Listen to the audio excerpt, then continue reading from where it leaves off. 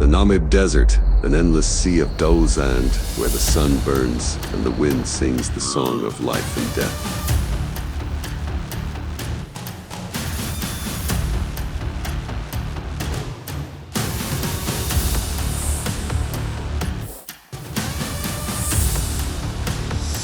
Beneath the silent sand, battles for survival still rage every hour.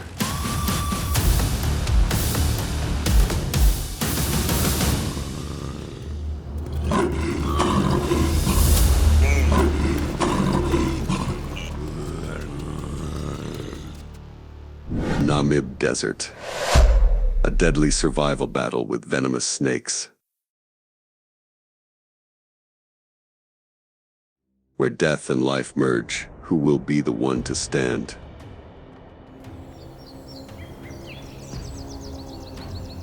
From above, the Namib appears as an endless sea of dull sand. The winds blow relentlessly, carving out giant sand dunes, changing color with the sunlight from a brilliant golden yellow in the morning to a deep red like embers in the evening.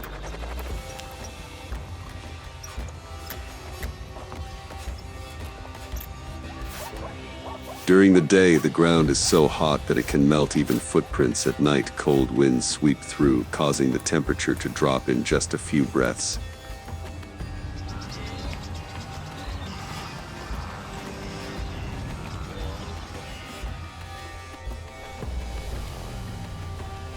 If there is rain, it only falls a few drops throughout the year. In a place where life seems impossible, nature still defies the will to survive.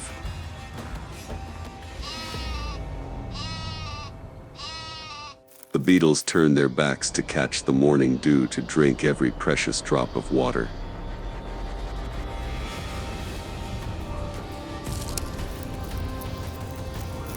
And in this dry land, there are other small creatures that still persist in maintaining life, the adaptable masters of the desert.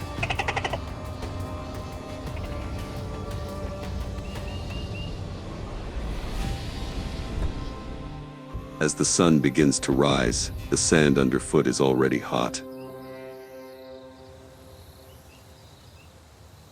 Small lizards dash forward with lightning-fast hops, lifting their bodies on two legs to avoid the burns.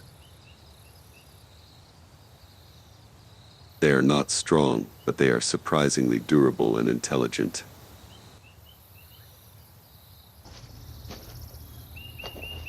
Hunger, thirst, or scorching sun do not stop them, because in the Namib, stopping means death.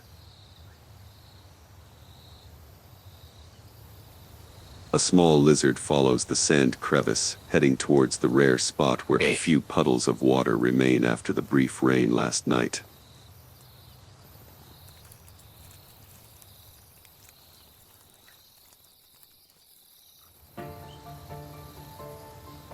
Around the water's edge, dozens of flies gather, a luxurious scene in the scorching hell.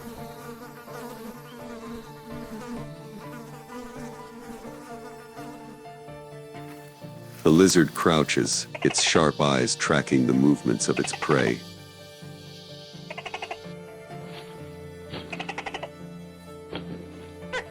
It lunges. In the Namib, a successful bite can buy another day of life.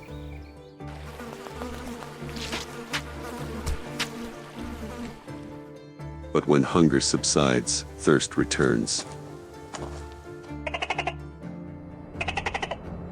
Some lizards and geckos here have evolved the ability to absorb water directly through their skin and scales, using every drop of mist in the air to sustain life.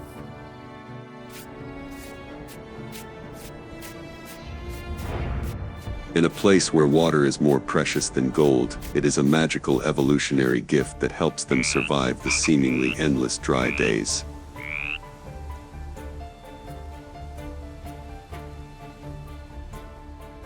Every action, every breath of theirs, is a song of survival, slow, precise, no mistakes allowed.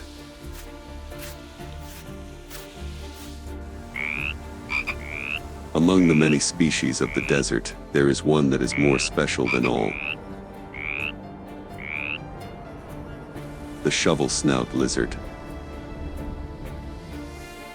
Small, slender, with a body only as long as a human hand, but born to live in the middle of a sea of dose of fiery sand.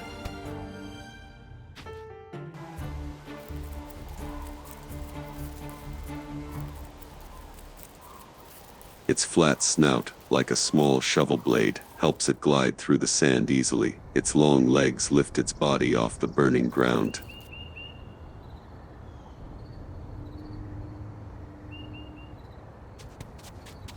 Its light-colored skin reflects the sunlight, making it almost disappear in the yellow of the desert.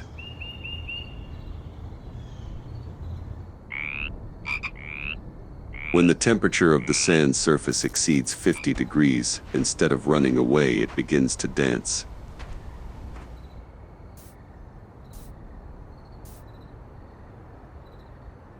It lifted each foot off the sand, changing its rhythm constantly like a small dancer dancing on fire.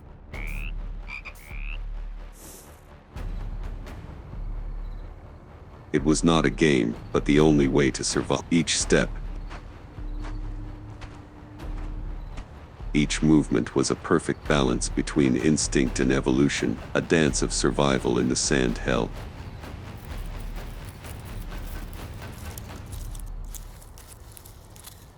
On the trembling sand, its eyes darted, catching sight of a squirming beetle. Immediately, the beetle disappeared into its mouth, a small meal, but in the Namib, every prey was a chance to live another day.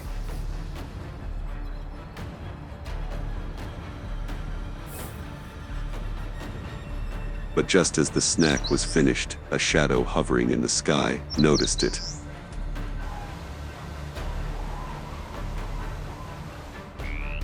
The bird of prey swooped down. The lizard detected the danger coming. Immediately, it dove straight into the sand. The bird had lost track, it was bewildered, and chose to leave. Agility and sand saved the lizard's life. Sand is its ally, its armor, and its home.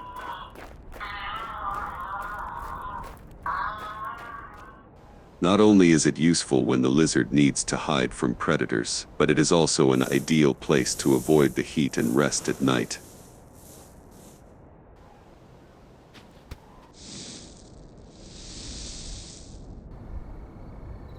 And when the wind blows gently, it emerges from the ground, shakes the sand off its body, and continues its endless journey, small, persistent, and proud in the sea of Ford of Namib.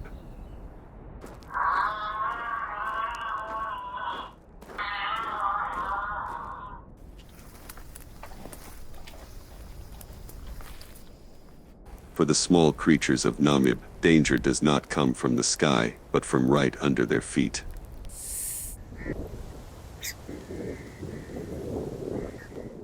Hidden deep in the sand, Perengui's adder.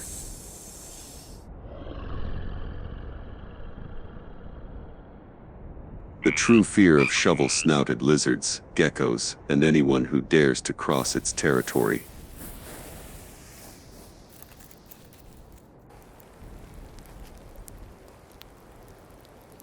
Small but deadly.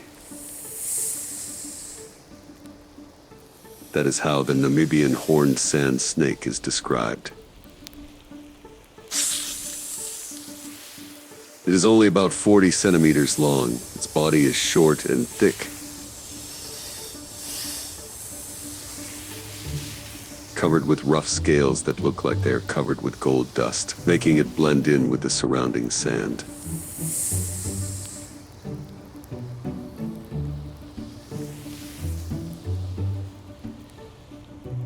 On its head, two small horns protrude just above its eyes, which are not only an identifying feature, but also help protect its eyes from flying sand and the hot winds.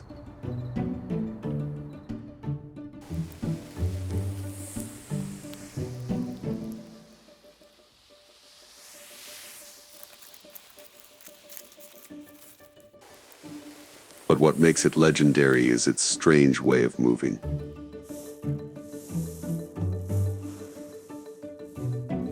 Not slithering straight like other snakes, the Perengui's adder moves diagonally, touching only 2 small points on the sand surface with each slither.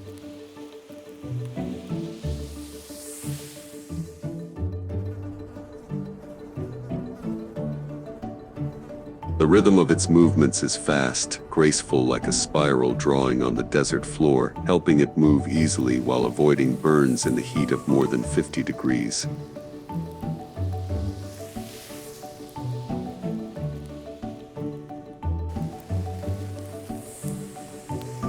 Its tracks, perfect curves imprinted in the sand, are the signature of this killer.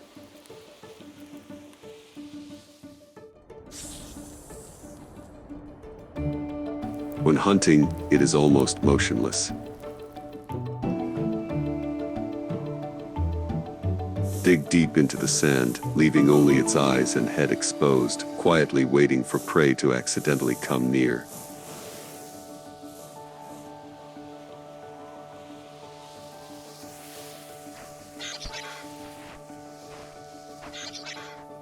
Just a small vibration, a wrong breath, and death will leap from the sand.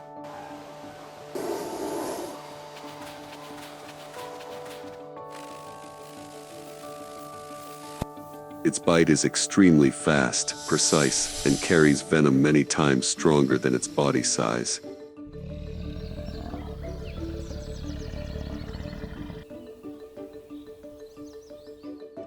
Not enough to kill an adult, but for small creatures like lizards, geckos, or baby birds, it is an instant death sentence.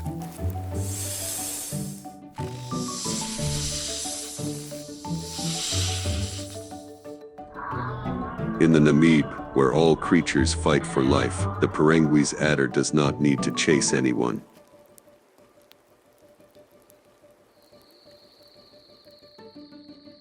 It just needs to wait. Because here, sooner or later, prey will step across its sand. The sand is flat. There is only wind and the dry hiss of the desert.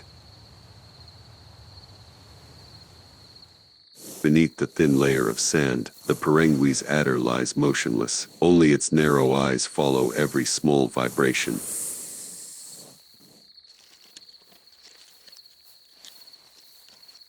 A gentle breeze blew by, carrying the gentle movement of the sand grains.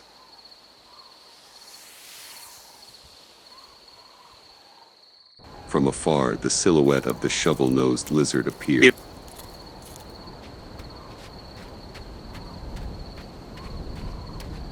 It moved quickly, taking short hops on the hot sand, unaware that death lay right at its feet.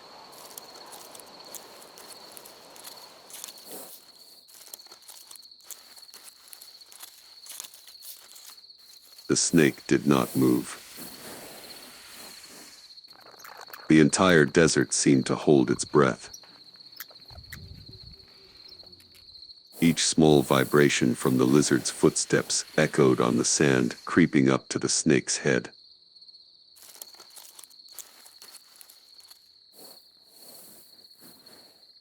The distance narrowed. The triangular head rushed up, fangs digging deep into the prey's body in the blink of an eye.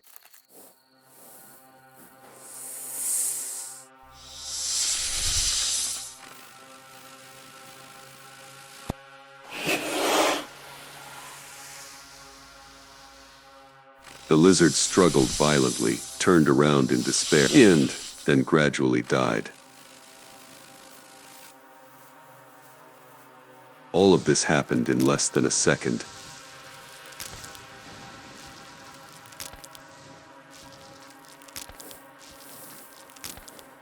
When the sand settled, there was only silence.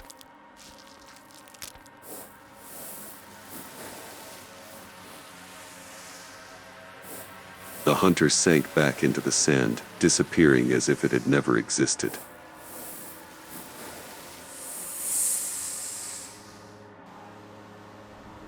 On the ground, the wind blew again, erasing all traces.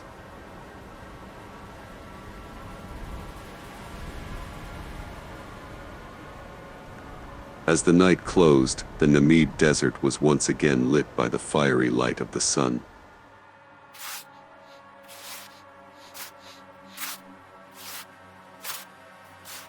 The sand is still hot, the wind is still dry as steel, but life never stops flowing.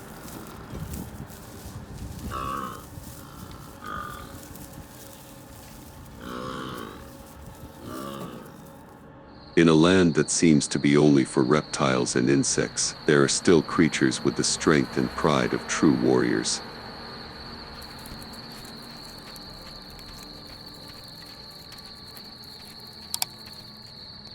Not hiding under the sand, not hiding in the shade. They face the harshness directly, like a challenge to the sun god.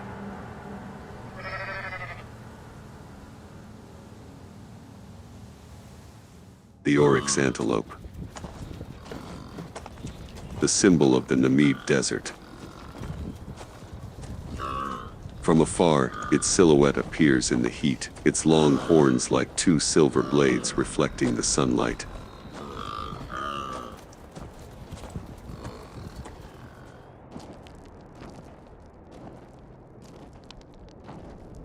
Its body is lean and strong, its deep black eyes contain the determination of someone born to face the harshness.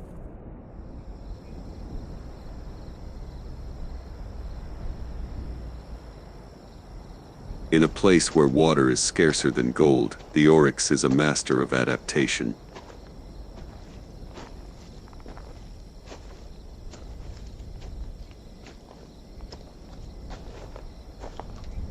It can live for weeks without drinking a drop of water, thanks to its ability to perfectly regulate its body temperature.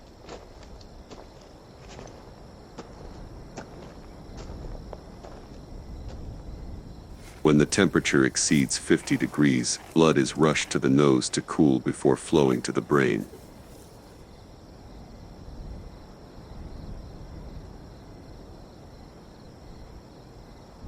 A sophisticated biological mechanism, a testament to the evolutionary wisdom of nature.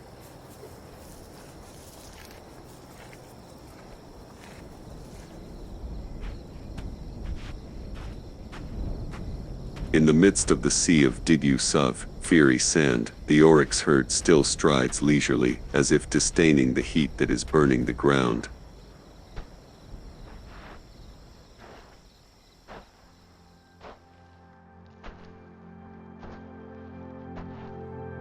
They seek shade from the dry tree roots, stopping for a moment before continuing their endless journey, a journey to find water and life.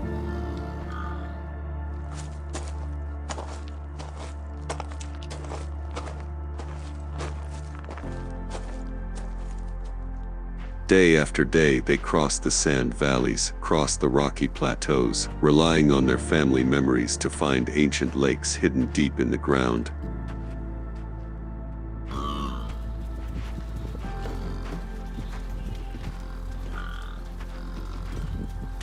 Every step is a gamble between thirst and fragile hope.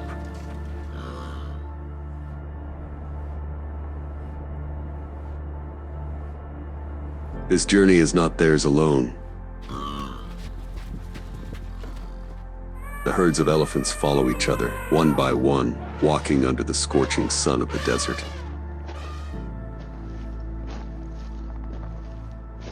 On the sand, they all have the same goal: water, the only source of life in the land of sand.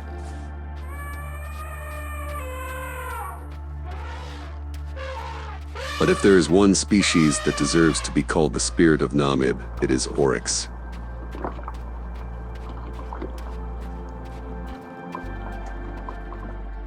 While other creatures have to hide, it still walks proudly in the sea of woodfire, like a god of endurance and pride.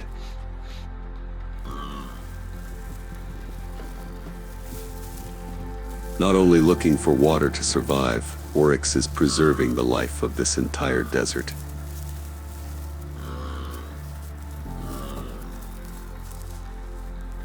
After many days of wandering in the sea of hoarding sand, the Oryx herd finally found what they craved most.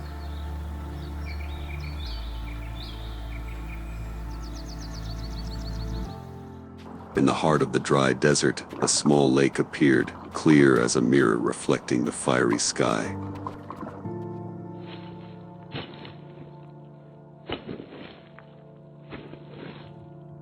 An oasis in the middle of hell, a rare gift that nature bestows on the most persistent.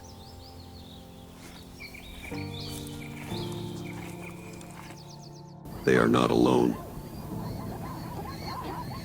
From everywhere, life came rushing in.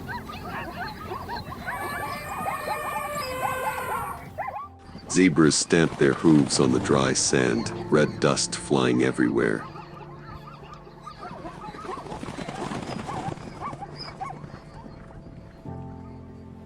Springbok antelopes leaped around the water's edge, and above, flamingos spread their wings, casting shadows on the lake's surface, their cries echoing in the wind.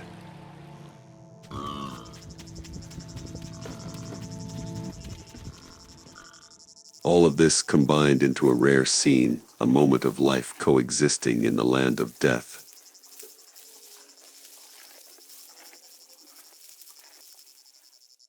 At the water's edge, the Oryx bowed their heads to drink their first sips.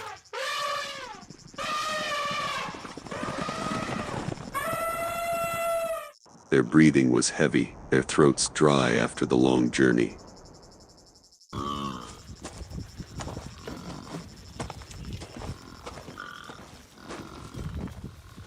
A large male suddenly pushed his horns aside, charging hard at his approaching opponent.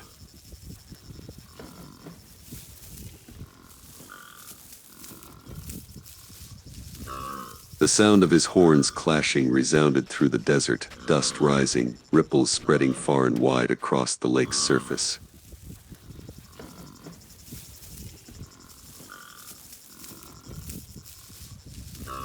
In this world, even when life was found, the fight never stopped.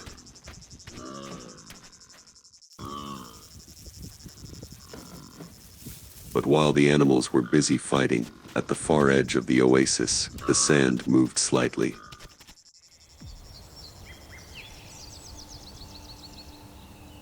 Behind the dry bushes and the yellow grass, golden eyes were silently watching.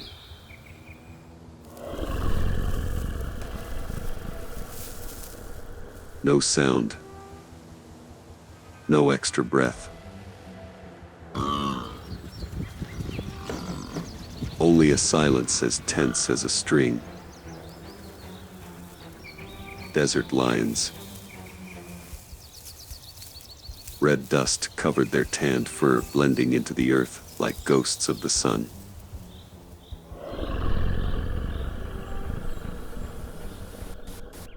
They hid, breathing slowly, every muscle tensed in preparation for the fateful charge.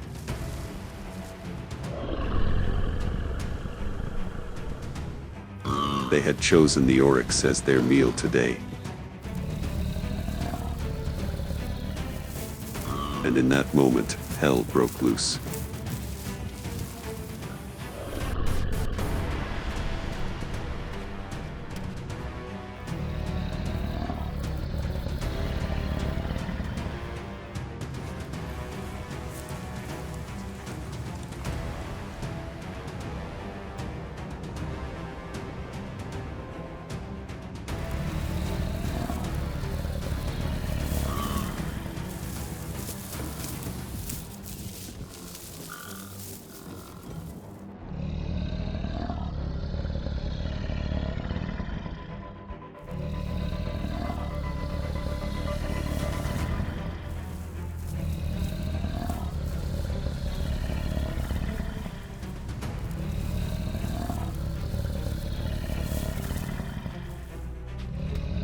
Lions rushed out.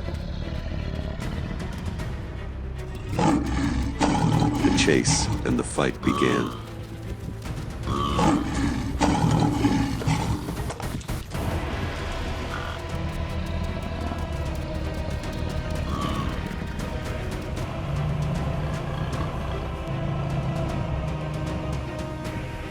Sand, wind, and blood mixed together. The cycle of survival of the Namib began again.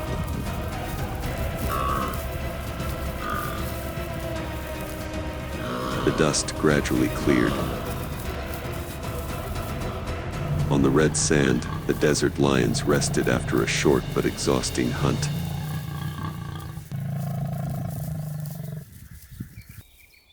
Their heavy breathing mixed with the dry wind. The meat from the prey will not last long. In this heat, everything decays faster than satiety. In the Namib, even the dominant predators do not have it easy. Food is scarce, water is even scarcer. For weeks they can live on the moisture in the blood of their prey, waiting for the next rare opportunity in the sea of Deweetbos, dead sand.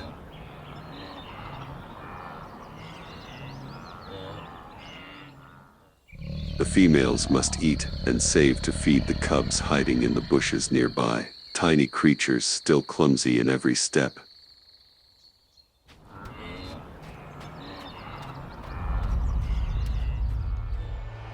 Each meal is a chance for them to live another day and to keep the future of the whole pride.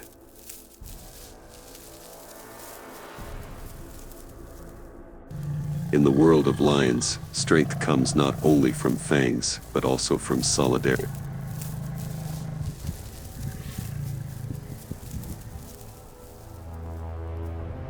They hunt together, protect each other, share the last meal with their cubs, because in the Namib, solitude means death.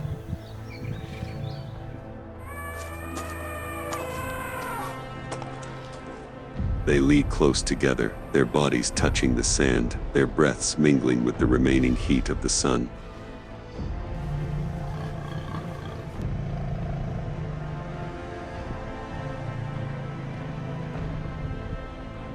In the distance, the wind whistles through the sand dunes like a deep lullaby of the desert, lulling the tired warriors into a short sleep.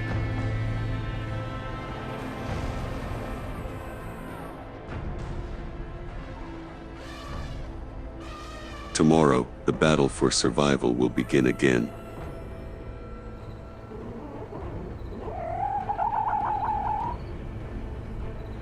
In a place where life and death are only a breath apart, every creature, from the tiny lizard to the mighty predator, is continuing the endless epic of the Namib.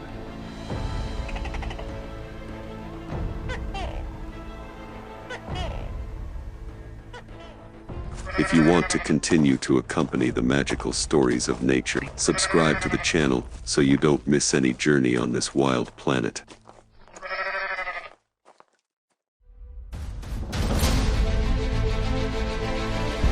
Wild Namibia, will you survive or die?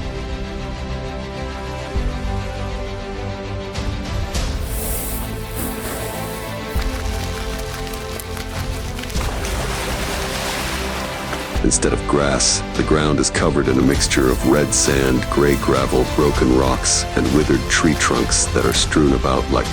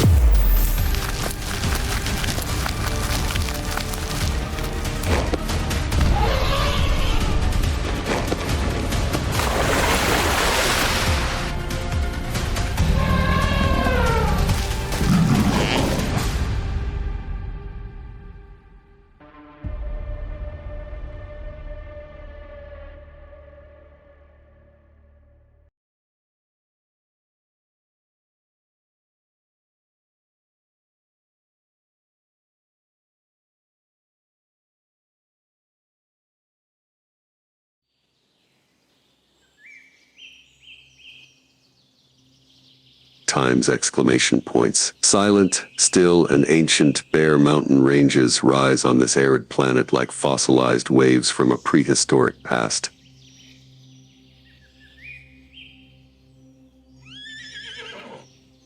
The highest peak in Namibia, Brandberg, stands out in this landscape, imposing a majestic and enigmatic natural fortress over the horizon.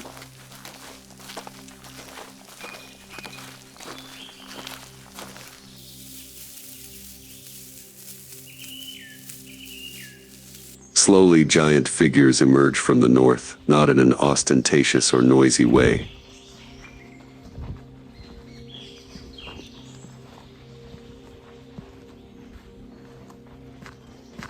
The silent survivors, African elephants, move with a steady, serene presence.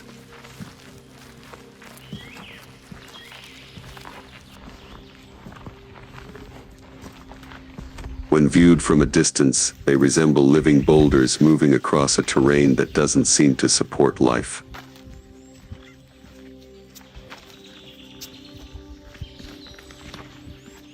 An elderly matriarch is in charge of the herd. She has long tusks that curve downward. Her eyes are deep with an indescribable wisdom, and her body is covered in red dust, the color of the earth.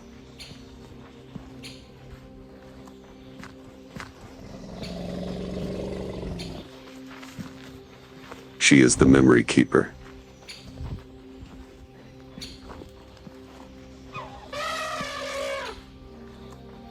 This desert has no roads, but she is familiar with every stream that resurfaced after the rain 4 years ago and every dried-up marsh.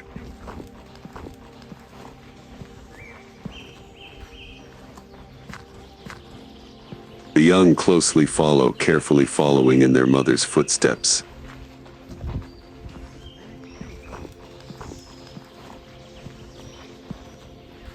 Every footprint serves as a promise and a guide. There is still hope and water ahead.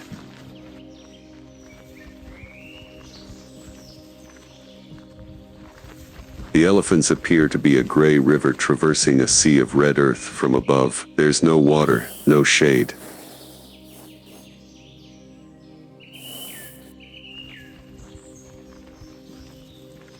But like an old ritual that has been carried out for thousands of years, they still move slowly and steadily.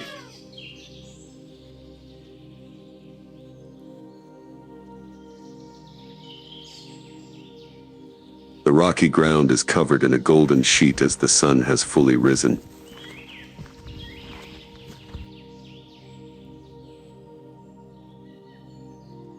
The chilly night soon gives way to the dry heat that characterizes western Namibia. Not a shade, no wind.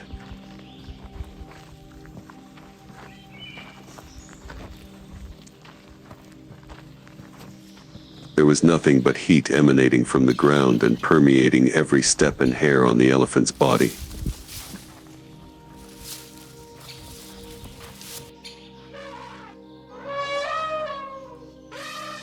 A series of deep, even footprints in the hard ground are left behind as the herd moves silently forward.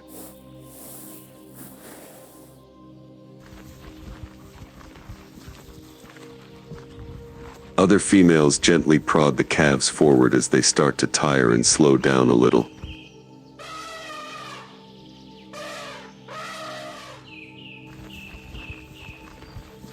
There is no need for sound, no orders. All they need is one another.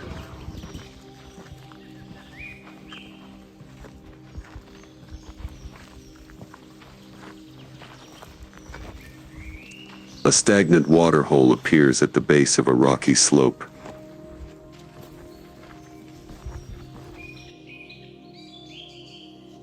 Dark and murky, the water pools in a deep depression, reflecting the pale gray sky above.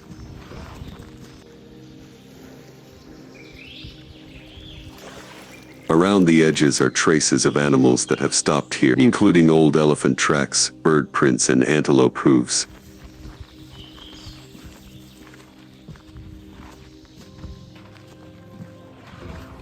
They come over, sip, and cool off in the mud. Others keep watch. The order is unambiguous and deliberate.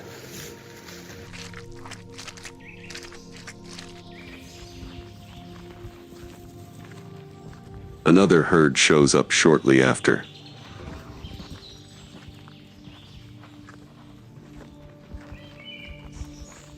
There are fewer, but they are moving fast. About 30 meters from the water hole, they come to a stop.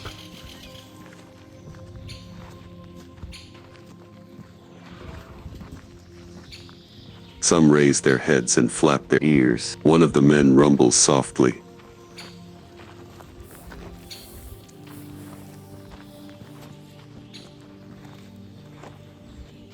is still a dry season, food is strewn about and water sources are limited.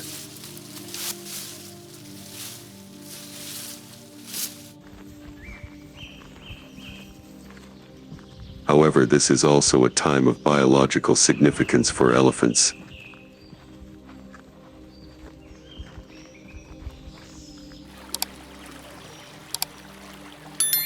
The mating season starts. Male adults begin to behave differently.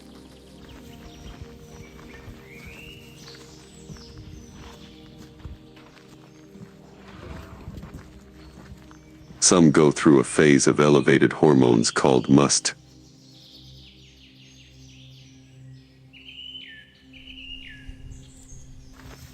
Urine dribbling continuously, more forceful movements, and secretion from the temporal glands are all obvious symptoms.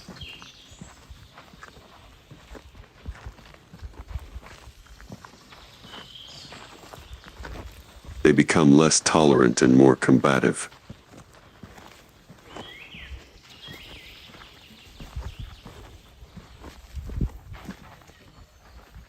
Males in the herd start to show up around females when they enter estrus.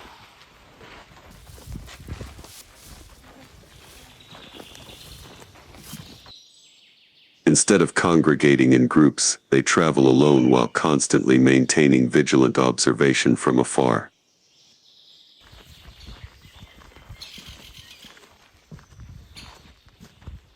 The herd is approached by a large male. The calves are kept in the middle by the female's constant attention.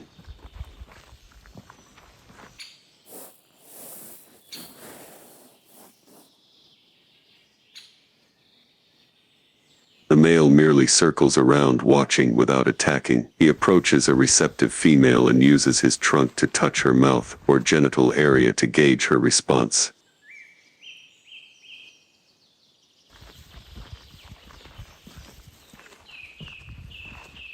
Simultaneously, another man shows up.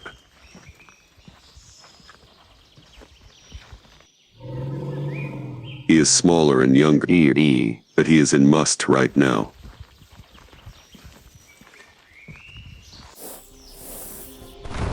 The two men are facing one another. Don't roar, don't chase.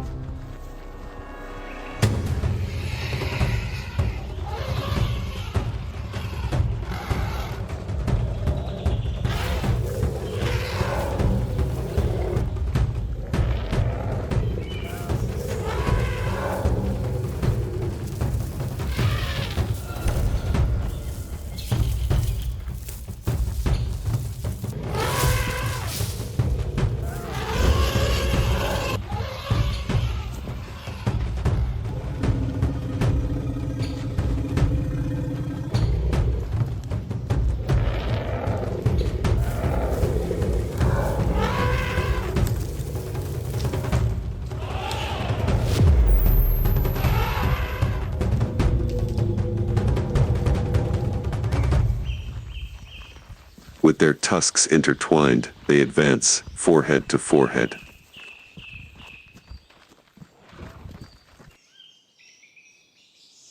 Despite not being hurt, he stops. He walks away from the herd.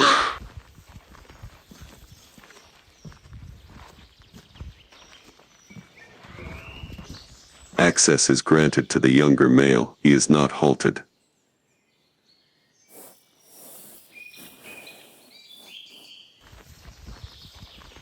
Soon after, mating occurs, but it only lasts a few days.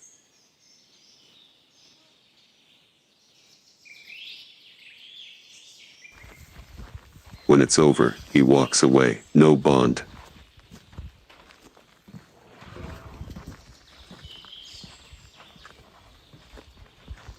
Don't linger. The cycle starts over.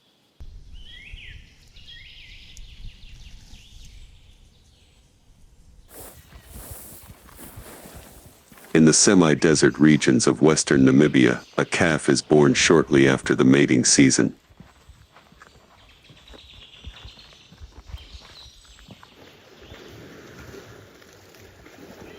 With an average yearly rainfall of less than 200 millimeters and groundwater as the sole source of life, this is one of the most hostile environments in which African elephants can thrive.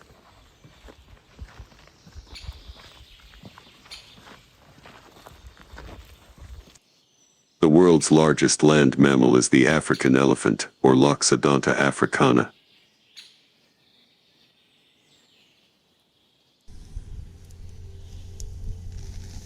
The longest gestation period in mammals is up to 22 months.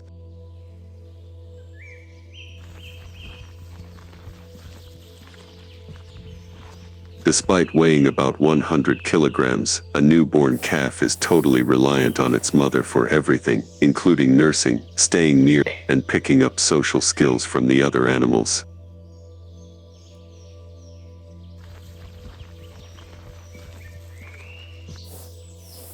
At the height of the dry season, this calf is born. There are cracks in the ground.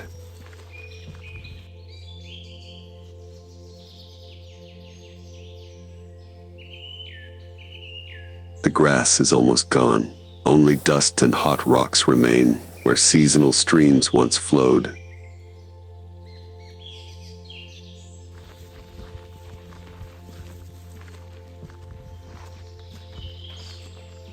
The herd must make a longer daily journey, sometimes more than 30 kilometers in a single morning, in search of water.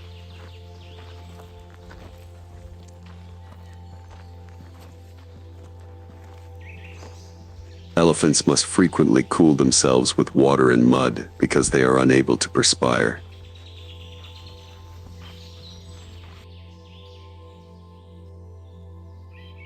Because it is still too small, the calf is unable to detect underground springs, dig, or find water on its own.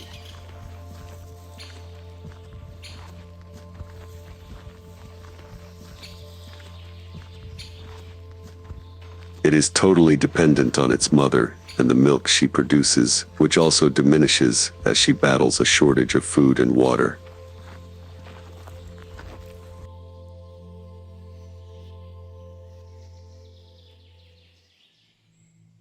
At noon, the temperature rises significantly to an average of 40 degrees Celsius.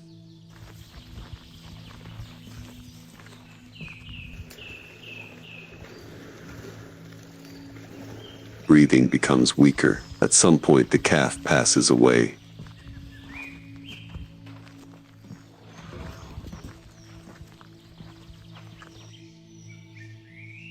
The mother stands next to her calf's body for a long time.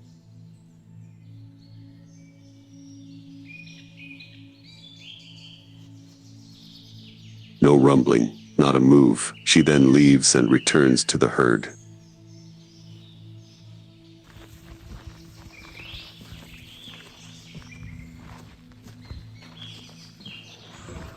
This behavior is not unusual. Although elephants have long-term memory, the herd must constantly move due to their survival instinct.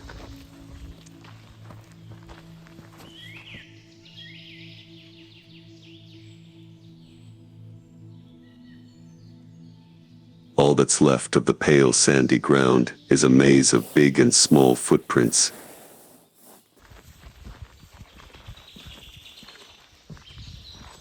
The wind is blowing, the drought is still going strong.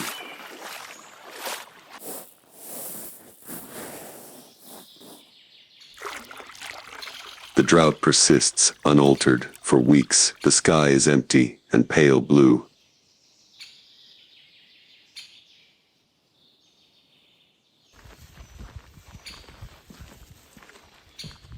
No new footprints are found, and the ancient paths become quiet. Every dried-up water hole represents another hopeless situation.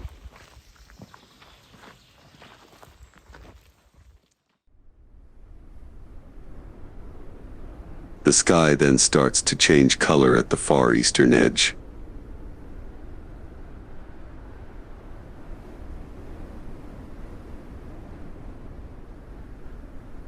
With a familiar damp smell, the first dark cloud appears, heavy and low.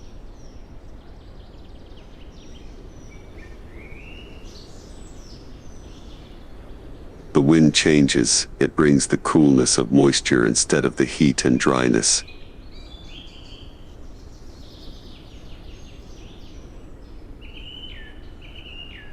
The herd halts. They feel the shift.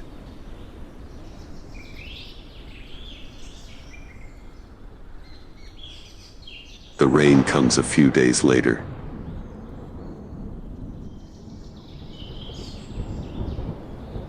Not torrential, not heavy. It was only the season's first light rain, falling slowly on the parched ground.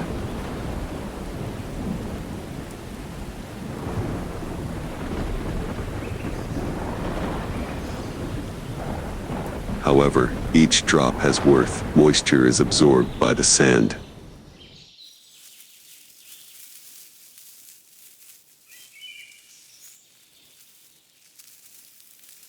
Mud fills the cracks. Life starts to emerge from dry roots.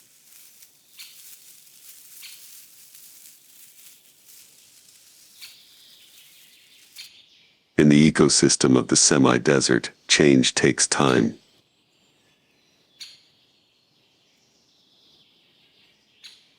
However, the rain is just the start.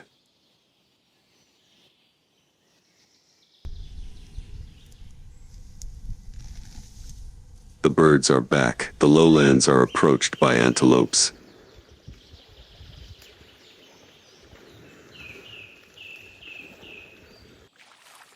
And the herd of elephants keeps moving forward in search of food, water, and a more distinct hope than it had in the previous weeks.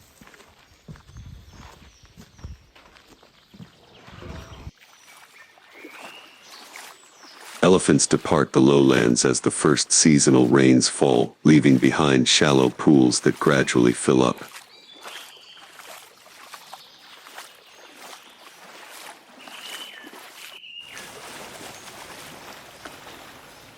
The tracks of life have already been engraved on this land, but the rain gradually erases deep footprints.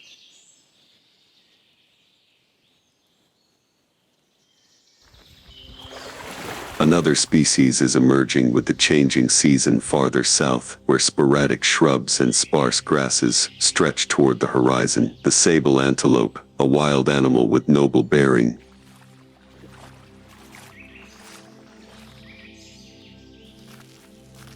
With a maximum weight of 250 kilograms, the sable is one of Africa's biggest and most impressive antelopes.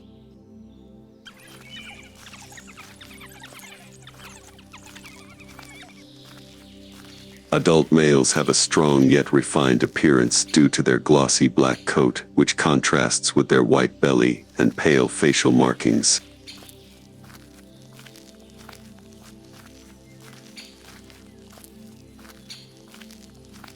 Although the male's horns are typically longer and curve more sharply backward, both sexes have long crescent-shaped horns.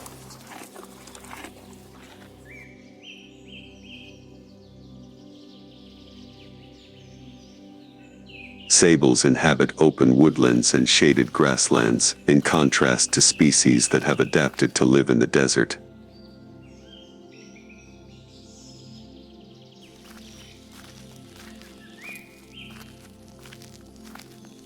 The changes brought about by the rainy season, when food becomes plentiful and females begin their breeding season, greatly affect them.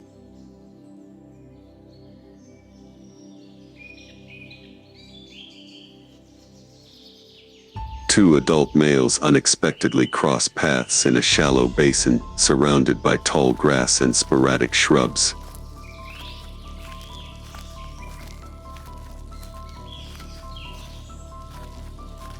No phone calls, don't chase.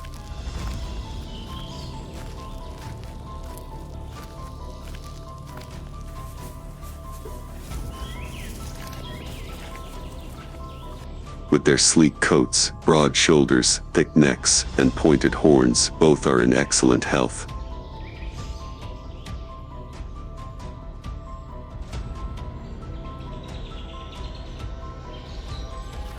They slowly go around evaluating one another.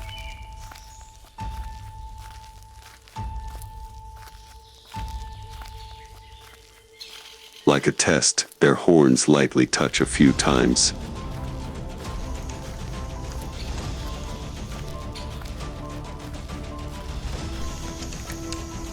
Then a sharp charge with sweeping horns.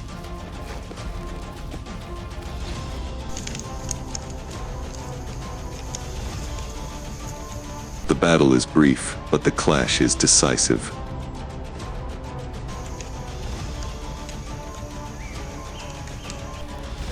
One takes a few steps back after pushing. No blood, no chase.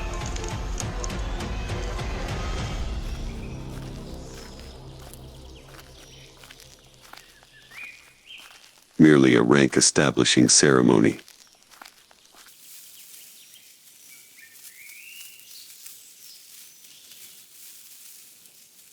Power in the world of sable antelopes is found in presence, poise, and determination.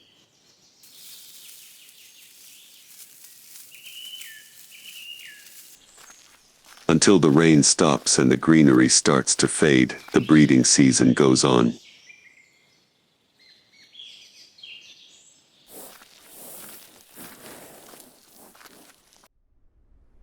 The grass thins farther west, where the Namib Desert's edge extends to stony, desolate shores.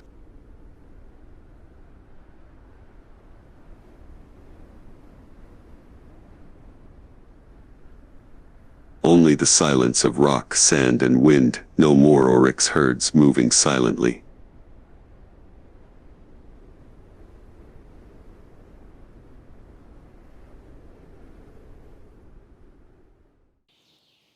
Life does not, however, end. A brown hyena family seeks refuge under cracked concrete at the edge of an old mining town, a relic from a bygone era.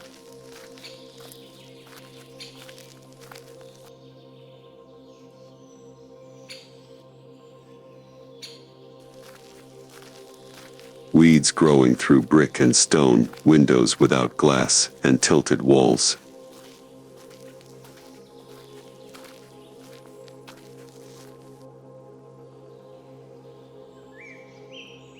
Through the wrecked building, the wind produces soft murmurs that resemble the ancient breaths of the people who once inhabited this place.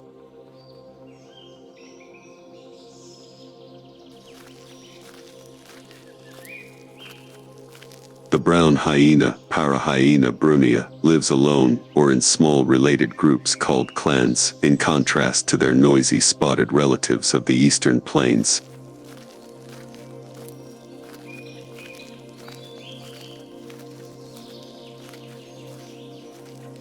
Although they are primarily nocturnal, daytime appearances are common in isolated and peaceful places like Damaraland.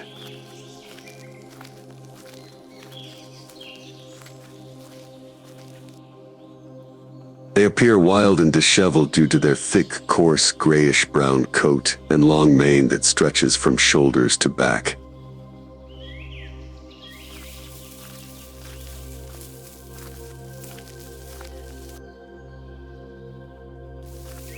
They have the characteristic forward-leaning gait of the hyena family because of their large, round ears that are always perked up and their front legs that are taller than their hind.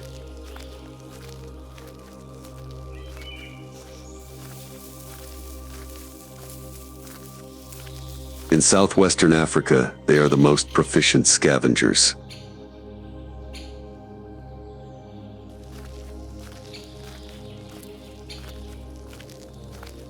They can identify carrion from a distance of several kilometers thanks to their keen sense of smell.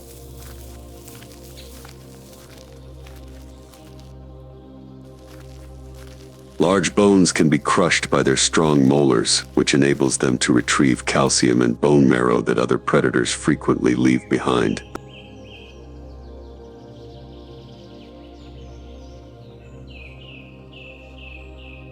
The Brown hyenas hide in the shade as the sun rises higher and the heat builds.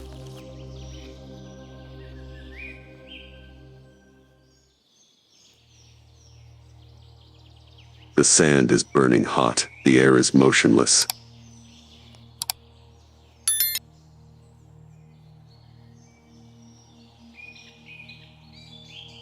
Another family, the bat-eared fox, starts its day nearby amidst low shrubs and sparse grass.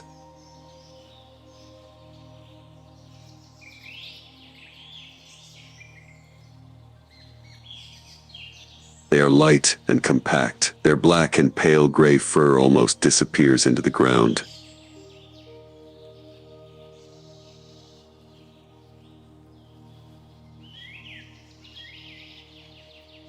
In addition to being used for listening, their large upright ears also aid in heat dissipation in the hot desert climate. Two cubs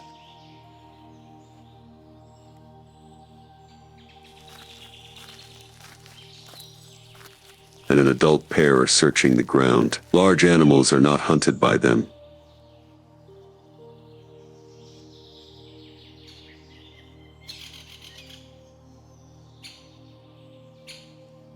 They mostly eat insects, particularly termites and beetles.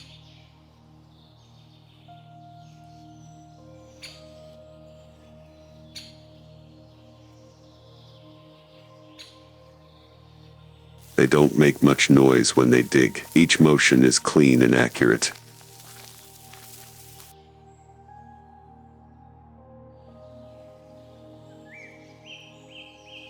Although they are naturally nocturnal, bat-eared foxes may come out earlier on chilly days.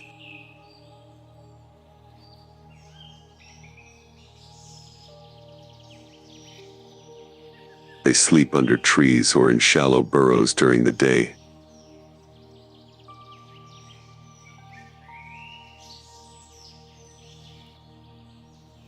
No fighting, no disturbance. A modest family that manages to live in peace and is astute enough to avoid trouble.